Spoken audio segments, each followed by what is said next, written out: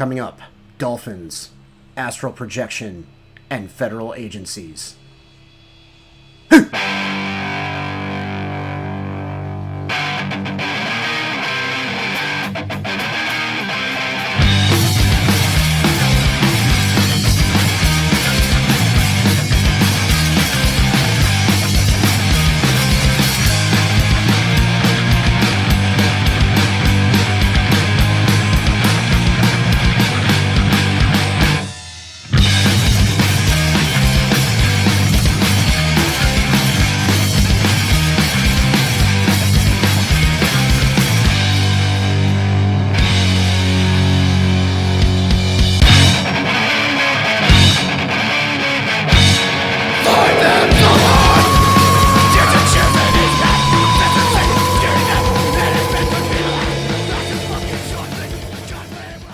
Okay, so welcome back to Ground Zero Salem.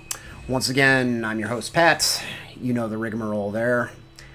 I don't know, should I stop doing the intro? It's just pure habit at this point. Anyways, it's been a day since I've done an update. Since I already had the ball rolling, I wanted to kind of, keep the wheels greased, so to speak. Keep the cogs doing this, the cogs in motion. I have a lot of stuff to talk about, despite the fact I don't upload and shoot videos as much as I did 2 or 3 years ago. I am still exponentially buying more and more stuff all the time. And I want to talk about it. I'd really like to focus this update on the local brick and mortars, because I think it's important to kind of prop up your local brick and mortars. If somebody, wants to vacation in the area, or they're through here, maybe it'll be a good indicator of what to buy, or where to go to buy stuff, rather. I think most people that are hip to underground music probably have heard of Sorry State. It's definitely more of a punk and hardcore store and record label, but they do carry a lot of metal. That's where I've been buying the bulk of my stuff. I've been popping in there every month and a half, roughly. Not going crazy. It's hard not to. I usually try to keep it under $100 when I go in there. A lot easier to do with punk records, by the way, at least new ones. Generally cheaper. But I've been popping in there fairly frequently, and I wanted to check out a few other places. There's, just to spread the wealth around, the wealth. There's a place called Nice Price Used Books and Records that's in the university area that I've gone to once, and I really need to go back there again. Because in addition to records, they have books, obviously, but also comic books and like weird board games, and it's almost kind of like a bric-a-brac store, but focused on being more of a record store first and bookstore second, and then everything else third, I guess. They have a pretty good metal section that like kind of rivals Sorry State's, actually. Really good prices. They have VHSs. It's a neat place. It's a little dusty, just got a little bit of age hanging in the air. And they have a punch card, which is cool. I haven't seen a record store with a punch card where you get like a certain amount off after you get a certain number of punches on your card. I haven't seen that since like Record Theater back in the day had the stamps. If you're from my area originally, you'd know about that. But there are places that did it. I just haven't seen it in a while. It kind of was a nice throwback to an era long gone. Anyways, there's also the Poorhouse, which is a local venue, bar / record store, which 2 floors. The venue's on the bottom floor, record store's on the second floor. The record store is only like half the floor plan of the entire building. It's kind of a balcony sort of thing that overlooks the venue. Presumably, when you're there, you can record shop and grab a beer and watch the bands downstairs, I guess. Haven't seen a show there yet. Sheer Terror just played there. Unfortunately, I was working. There's all that, and then I just went to our first local gig here. My wife and I, we went and saw went to attend the Medium Will and Hellfest. Mostly black metal, a few thrash and death bands. Headlined by Artificial Brain and Inner Arma. Long fest. It was like over a dozen bands, I think. One of the guys from the Poorhouse is in a band called Moignac, local black metal band that have been around for a while.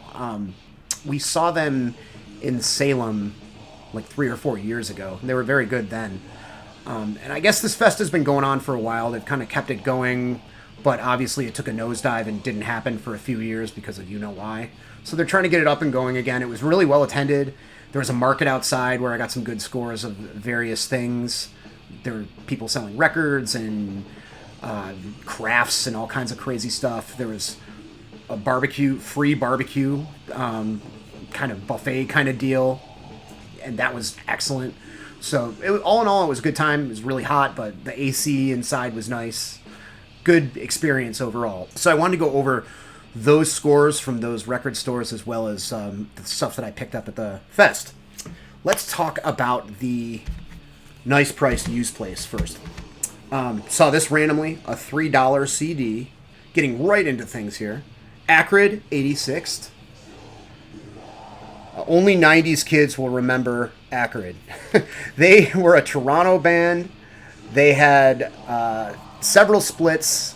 They had a split with Left 4 Dead, the infamous Buzzsaw split, 12-inch. It's one of those few records that I collect, that Buzzsaw 12-inch, like on different colors, just because they're so cheap and like it's such a cool looking record. I have like 6 or 7 different versions of it. And a split with Bombs of Death. And they had a bunch of other stuff. They had a full 12-inch and 1 or 2 other things. They put out a lot of output in the 90s. They were kind of floating in a weird space, sound-wise, between kind of grindcore and kind of almost that really abrasive San Diego, Antioch Arrow, or maybe Rorschach if you want to go East Coast with it. The sort of screamy, metallic hardcore. It was called Screamo at the time. Probably wouldn't be considered it now. Scrams, I guess. Gravity Records, that kind of stuff. Listening to this band now, I remember getting the split 12-inch and thinking they were like, wow. I was like, wow, this is so heavy and so death metal for, a bunch of like straight edge kids from Ontario or whatever, which is where they're from.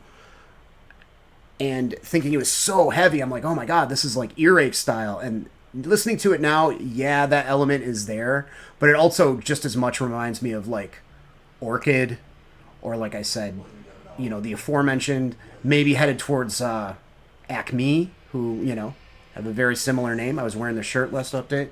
But they're a cool band, and this is a good amount of stuff.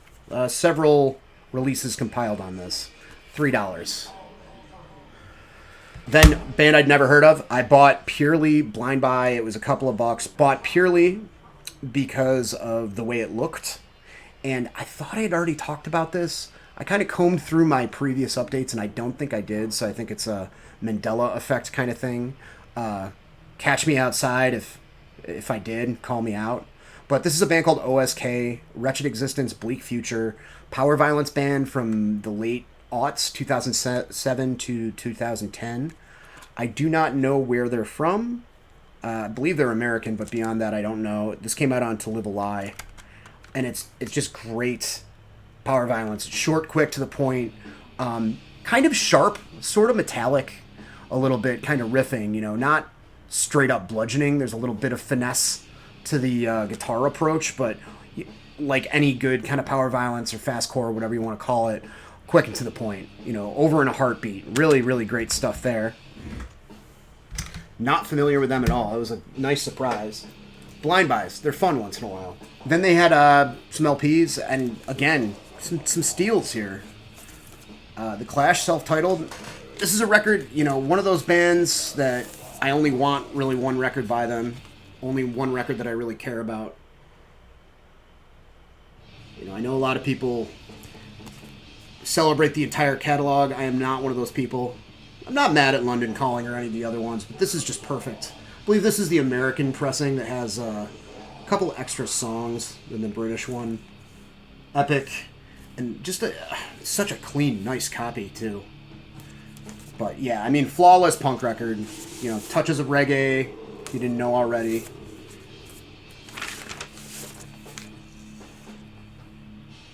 Those classic epic center labels there. White Riot. I Fought the Law, Janie Jones, Complete Control. Massive influence on lots of stuff to come, especially Rancid.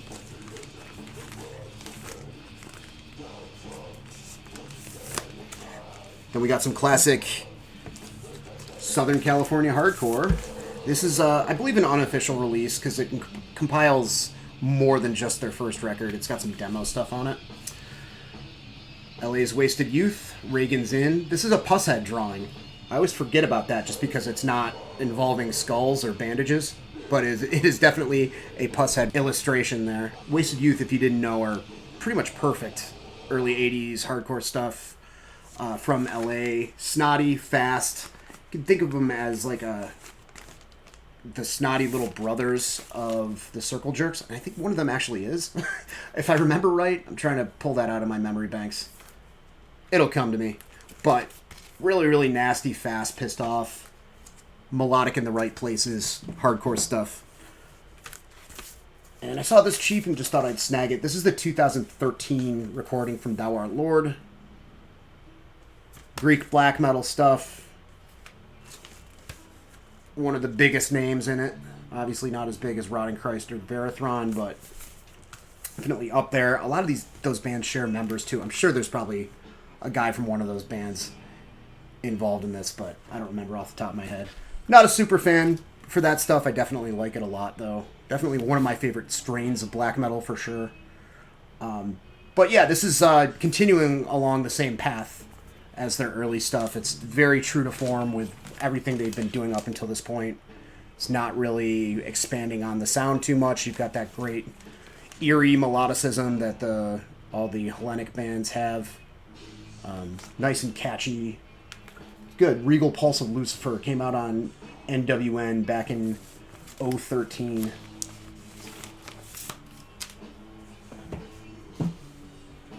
Alright, so that's all the nice price stuff.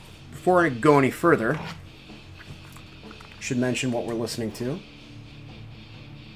This is the Mind Rot tape that I talked about last update. 1990 demo.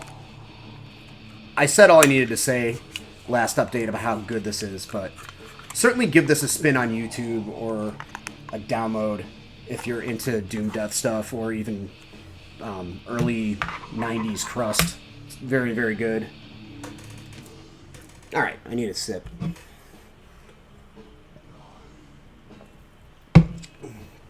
Alright, let's talk about what I got at the fest. Let's jump ahead to that. Not a ton of stuff, but I was super, super excited about getting these. Ideally, I'd like to get this on 12-inch. Residency Records in Salem had this on 12-inch, and I didn't jump on it when I could. Dark is the Season by Benediction. Great to have it on tape, though. It's in good shape. And then, oh yeah, The Grotesque and Ashen Epitaph, also by Benediction. These are their 2 EPs, and might be my favorite recordings by this band overall, I gotta say. I like early Benediction a lot. Actually, I like most Benediction. That last album they did was really great as well. But Dave Ingram, I think, is at the height of his powers on this. Like, the vocal wipeouts on this are great. Very strong variation in tempos and speeds on this. They're really fast and really slow, and they kind of, keep you guessing with where the songs are going. It's super heavy. The live tracks on this, it appears to be signed, by the way. Check that out. I mean, I guess it's signed by the band. They were very, very inexpensive for both of these. The live songs on this are awesome. They almost sound like studio recordings. I don't know if there are like overdubs involved or not, but they're great. I mean, this is just perfect 90s death metal, British death metal on these 2 recordings. Might be my favorite things by Benediction overall. Still wanted to hunt down like an OG nuclear blast pressing of this 12-inch, but they're not getting any cheaper. I'm sure it's probably well out of my price range by now. Been meaning to pick up the Sentinel Beast album for quite a while, Depths of Death. So this is the vocalist from Snow White. Kind of split into 2 bands. She left Snow White and started Sentinel Beast. The other guys went on to start Cyclone Temple. Despite the fact this is very late 80s, might be 90 even, around that time period, it sounds more of like a throwback to like the early to mid 80s. It's a lot more like kind of pummeling speed metal sort of thing, like nasty sort of, you know, not rock and roll, but it's got that sort of like stripped down, straightforward kind of vibe. It's not going for technicality, although, you know, to play this type of music, most of the time you have to have pretty good musicians. You know, it's tight and everything, but it seems like it's more of a go for the throat kind of approach, songwriting wise, as opposed to Cyclone Temple, which is a different matter entirely. But very, very good, kind of gauntleted fist in the air kind of metal stuff. And this I just picked up because I got the tape of City's Gonna Burn by Laaz Rockit. This was used. Same label actually reissued both of these old metal records.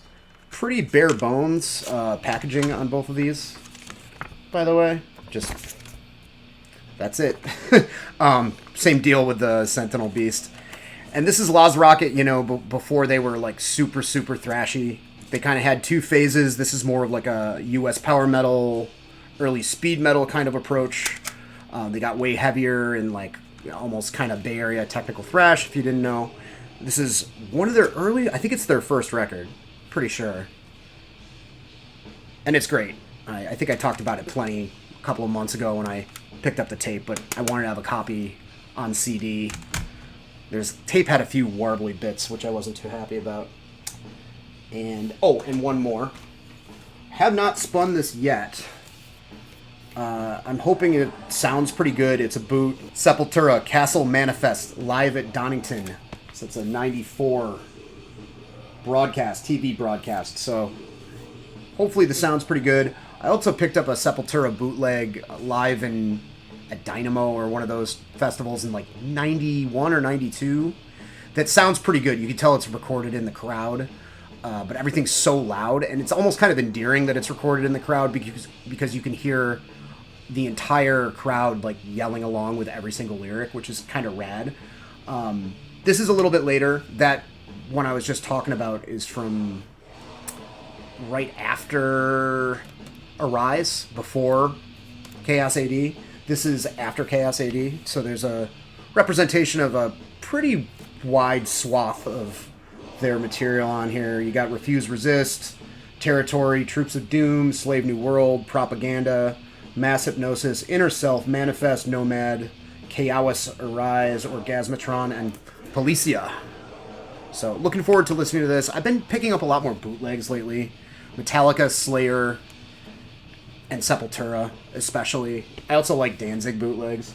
So been kind of picking those up here and there. So next up we'll talk about Poorhouse. I'm gonna leave the Sorry State stuff best for last there.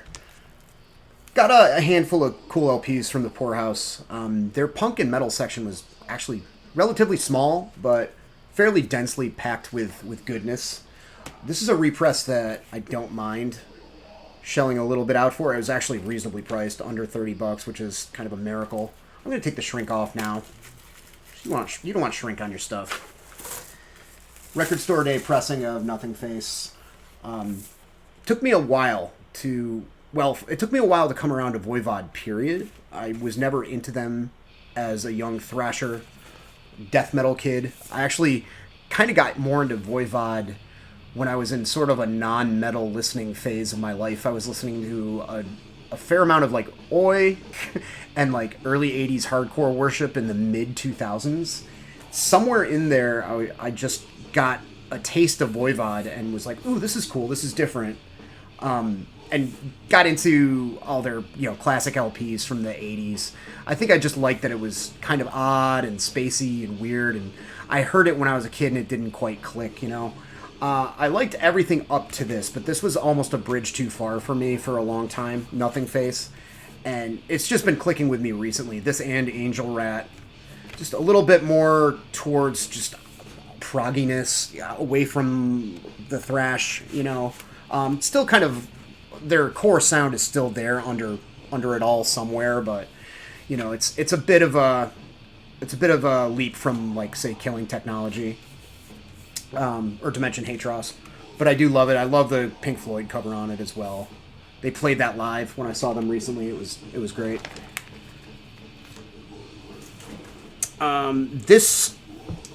I had to look up. I was like, this looks cool, but nowadays I'm like, is that a new band or is it an old band? Who can tell?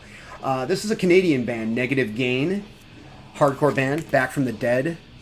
This originally came out on Puss Mort back in the day. This is on Rest in Punk Records.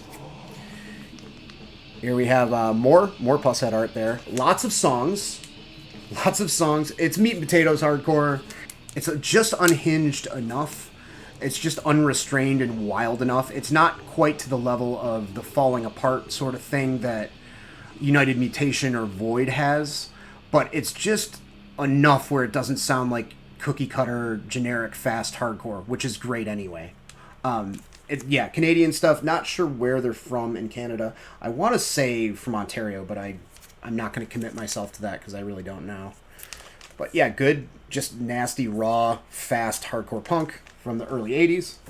Speaking of which, unofficial release here, Red Sea and Double O. Two classic DC hardcore bands, kind of third tier stuff. Pressure's On demo from Red Sea, and Putting DC on the Map demo from 82. 81 and 82, respectively. If you dug into DC hardcore a little bit, if you've explored a little bit past like your Bad Brains and Minor Threat and Void and stuff, you may have come across Red Sea and Double O. Red Sea is on some comps and stuff with some of the bigger names from back then. And I really like their handful of songs from the Flex Your Head comp. This demo is a lot more raw, and it sounds a lot more just like fast, generic hardcore punk. I wouldn't say use the term unlistenable, but it is pretty abrasive. It is demo quality. Underneath it all, there's like some good hardcore there, but I was more so impressed by the Double O stuff. The Double O stuff also recorded like dog shit, like any good early 80s hardcore is, but has just a certain tunefulness to it that just kind of cracks through all of the recording quality or lack thereof. Really, really good anthemic stuff. Double O deserves a lot more love, in my humble opinion. And another one from that era. I saw this on the shelf and I said, Patrick, you need to pick up that Willful Neglect. I've been seeing this on the shelves for ages, since Havoc reissued it at least 5 years ago, maybe longer. We're talking more like fast, relatively generic. Not that that's a bad thing in my opinion. Early 80s hardcore punk from Minneapolis. I kind of forgot about it. I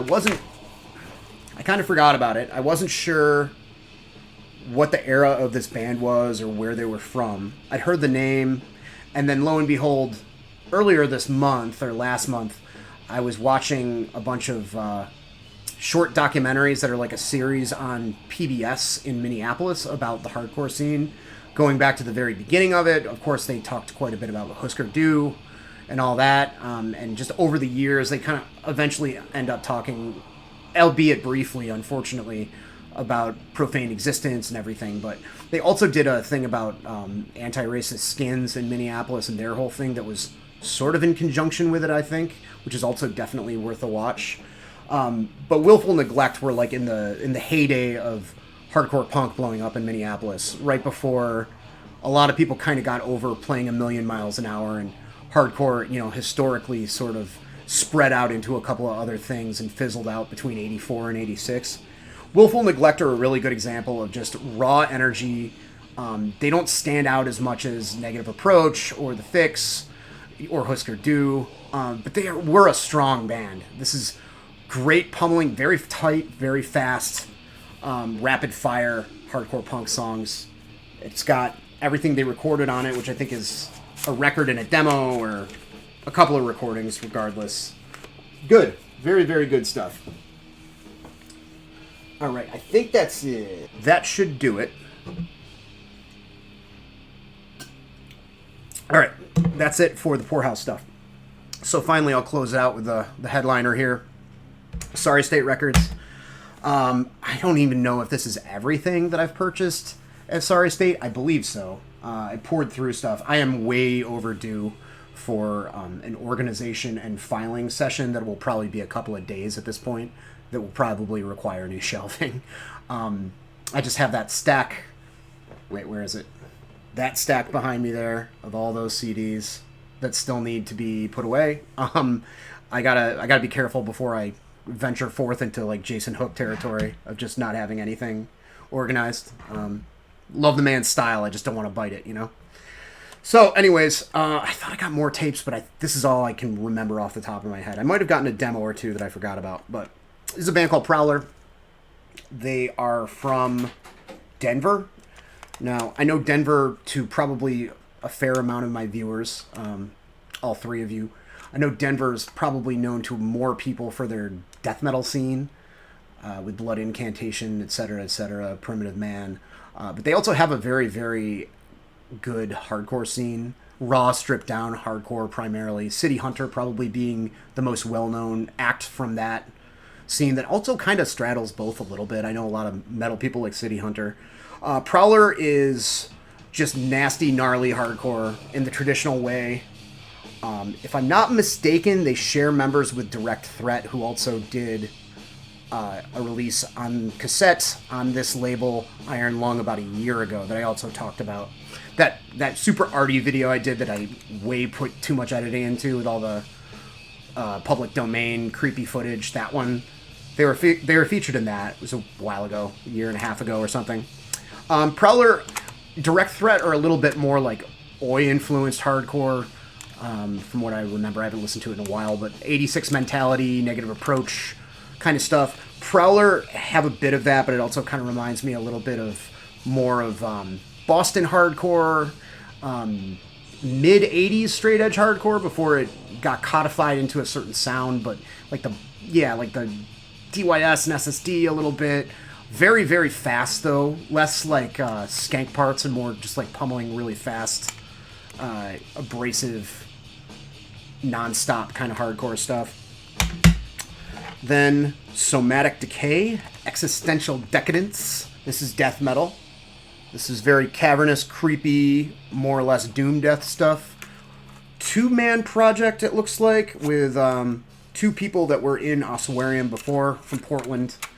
And you know what, like, I don't know, I'm very picky about this stuff nowadays. Like, around the time that I started this channel, I was picking up everything that I could that sounded like this.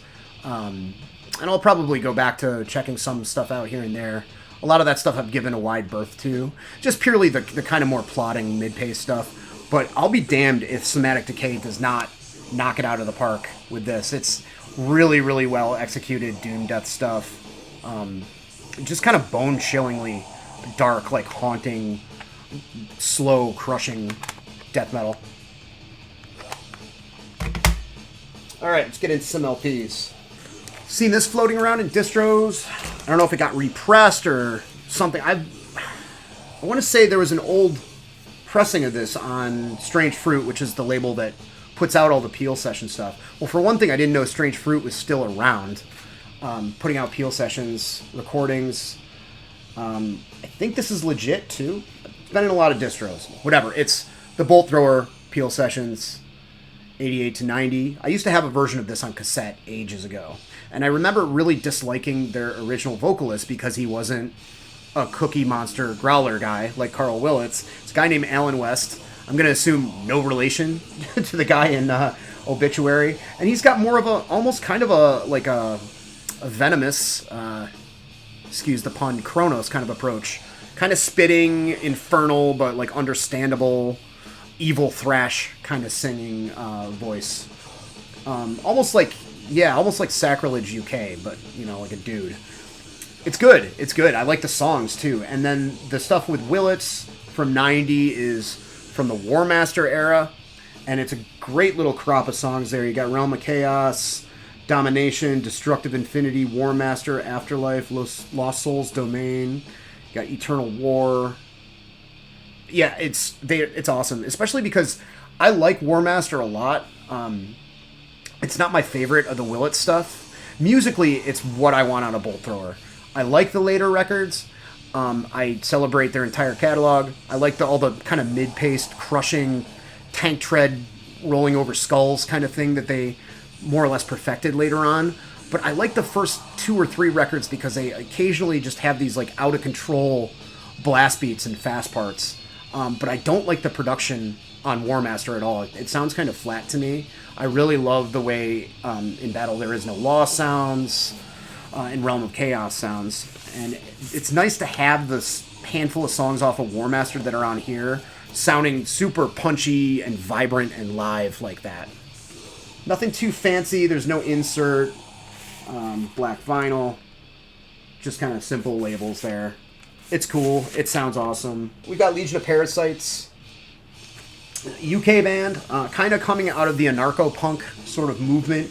And it certainly has a lot of that kind of sound to it. The sort of marching beat approach to the rhythms, the drum patterns and everything. Kind of spat, rattled off, very wordy kind of vocals. But they do kind of lean into hardcore here and there. They start kind of just going all out, kind of thrashy fast. And as far as I can tell, this is not an official release. It looks like the labels are like hand printed on there, like the test pressing style, like white labels. Could just be super DIY. I don't know. Interesting collage of stuff. I don't know what releases these songs are from. It's got a bunch of recording sessions listed off on here, just like the studios and the year they were recorded. I believe that some of these made it onto some releases. It just doesn't say where. Undesirable Guest is a great one. It's got a roach dressed like a Roman gladiator. So that's fun. Yeah, cool band. That anarcho scene was so massive in Britain in the early 80s. I keep discovering more and more stuff from it. It's not my favorite little subgenre of hardcore punk, but the older I get, the more and the more lefty I get, the more I appreciate that kind of stuff. Which kind of ties in nicely, dovetails, in with a couple of newer releases that kind of fit into that sound anyway. So from New Zealand, we have Unsanitary Napkin. All billionaires are bastards. We've got this great, it looks like Jeff Bezos via like the cover of Society. This blew me away. This might be one of my favorite punk records of the year. Well, it definitely is one. It might be the one. Just scathing indictments against billionaires, greed, capitalism, all that kind of stuff, cops, TERFs, and it's wrapped up in a package of like very well executed, fun to listen to, bouncy anarcho punk. I haven't heard like too much newer anarcho punk that like sounds really good. It's almost seemed like for years there was anybody trying to replicate that era or that sound it was recorded deliberately kind of poorly. Cress from the UK was a 90s band that kind of took the Crass template but kind of juiced it up with some Killing Joke and made it really, really awesome. These folks have a similar kind of like sonic fullness to the sound that I really, really like. And it's super catchy. They cover a Crass song. They covered Do They Owe Us a Living. So this is a band. Well, it's a solo project called Cry Out. Sadly, the chief songwriter is no longer with us. She was from Nova Scotia. More echoes of a question never answered, why? And this is also anarcho-punk. It's a lot more varied than the aforementioned. There's a lot more like noisy experimentation, and it's kind of a wash with distortion on a lot of stuff. Kind of has a little bit more sound-wise to do with like the traditional bands. If you like Honeybane and Poison Girls, there's some of that in there. There's also a little bit more aggression. It gets almost kind of like up to pogo tempos here and there. Only 4 songs. I guess this was unfinished by the time of her passing. It was the drum machine provides the rhythms on it. I don't know if there was a full album planned or it was just this EP or what exactly, but it sounds awesome. It's got really thoughtful, great lyrics, a lot of feminist bent to it, anti-war, you know the deal. Couple more. Oh man, I gotta pee. Alright. We got Illiterates. Yet another flawless LP from the Pittsburgh scene. Is this... Nope, self-titled. Just the cover. Book upside down, jabbing himself in the eye with a pencil. school sucks misspelled on. It's just perfect. Perfect stuff. 3-piece, raging, fast hardcore. It's got those kind of sandpapery vocals that are... I want to say, like, originally there were bands or vocalists trying to sound like Choke from Slapshot. You know, doing that kind of style, that sort of, like, hoarse yet sung sort of thing. Maybe drawing a little bit of inspiration from Lemmy. A little bit of inspiration maybe even from Tesco V. But I feel like now the guys that were kind of, like, carving out that niche of that vocal style have their own bands that they're influenced by. Maybe I'm reading too much into it, but I'm like, yeah, it kind of reminds me of that sort of Boston thing, but also kind of reminds me a little bit more of like the second generation of those bands, like Waste Management vocally, and the A-Team, and you know, because those guys didn't sound exactly like the OG people that did it. But anyways, it's that kind of approach vocally, and it's just lightning fast hardcore stuff, not too dissimilar than a lot of the stuff that I've been talking about on this update. It's very like cool, like Stop on a Dime. The tempo changes, like, they don't have breakdowns in the sense of like metallic hardcore bands where it's the everybody beat the shit out of each other kind of thing, but more of like a going to like a half speed sort of deal, going into more of a skank beat here and there, and that's really good too. It's fucking awesome. You know, not reinventing the wheel. Little stuff that I'm into does that, but very, very good at what they do. That being said, the final one that I want to talk about is doing something a little bit different. This was released on Sorry State Records. I wish I could tell you where this band was from. I didn't look it up. I'll put it up on the screen here right now. Super Gremlin by Woodstock 99. I know lately it's also been a big thing where a lot of people are watching those documentaries about what a shit show that was. Glad I wasn't there. And this band, it's weird. They're hardcore punk. They're kind of noisy, raw, a little blown out sounding, very aggressive when they're playing fast. But they have like these weird, almost like 80s and 90s alt and college rock influenced passages that kind of flesh out the songs and make them longer. There's only 7 songs on this. And they have these parts that are almost kind of like weirdly jangly and like, you know, kind of inspired by... I wouldn't really know exactly what they're inspired by because I don't listen to a ton of, you know, indie rock from the 80s, 90s, and whenever. But I can catch some, like, you know, sort of like pseudo-grunge kind of stuff in there a little bit, maybe. The only thing that this reminds me of that I could think of is the second album by Yupicide, Shinebox, how it would have these kind of, like, semi-distorted guitars that just kind of sounded like something off of college radio, but I didn't listen to enough of that. I don't know, Superchunk or something? I don't fucking know. I don't listen to that stuff. But it's cool. It's different. It's not just doing the same sort of D-beat thing or early 80s hardcore worship thing, which I'm totally fine with, but it's great to have something else going on once in a while. Cool printed inner sleeve there. Relatively simple packaging. The band is Insects. Yeah, it's different. You know, they get weird and I dig it. All right, that is it. I've been holding it. I have a Diet Coke in me that wants out like right now, so I'm gonna bounce. Yeah, more to come. A lot more metal in the next one. Got stacks and stacks of metal tapes and CDs to talk about, so you can wait with bated breath for that. Till then, everybody take care. Don't be a douche canoe. All right, bye.